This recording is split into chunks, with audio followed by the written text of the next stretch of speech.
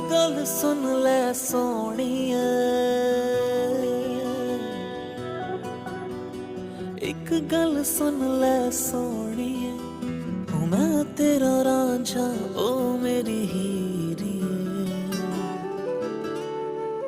तेनू छड्ड के कदी ना जावांगा, ना तेनू कदी मैं रुलावांगा।